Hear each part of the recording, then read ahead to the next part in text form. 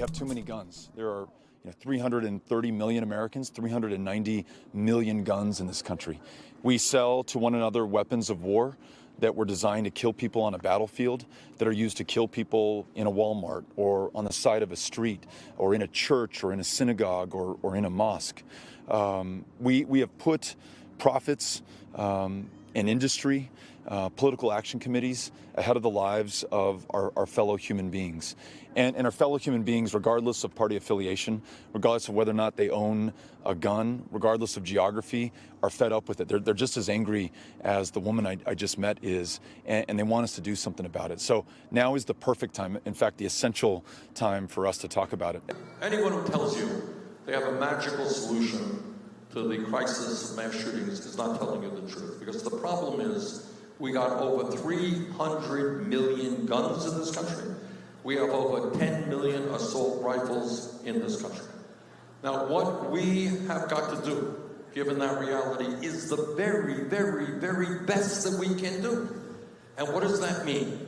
It means basically doing what the American people want us to do, whether they live in rural areas like Maine or Vermont, whether they live in urban areas like New York or Los Angeles, whether they're gun owners or non-gun owners. The American people are quite clear.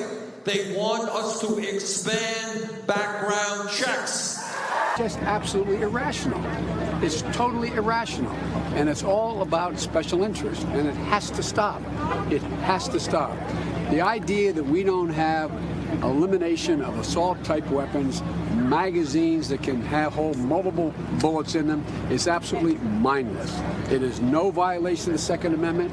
It is it's just a bow to the special interest of the gun manufacturers and the NRA. It's got to stop. These laws are a mistake. If the last few weeks have pointed out anything, what happened in El Paso, what happened in Midland and Odessa last night, is that more guns are not the answer. More guns don't make us safer. You think about what happened in El Paso a few weeks ago. That shooter drove 10 hours and went into a Walmart in Texas that has open carry, concealed carry, campus carry.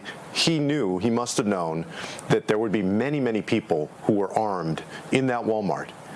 It didn't make a bit of difference.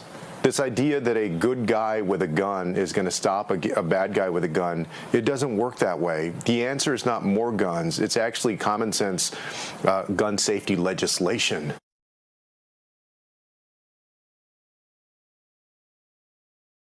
Hey, NBC News viewers, thanks for checking out our YouTube channel.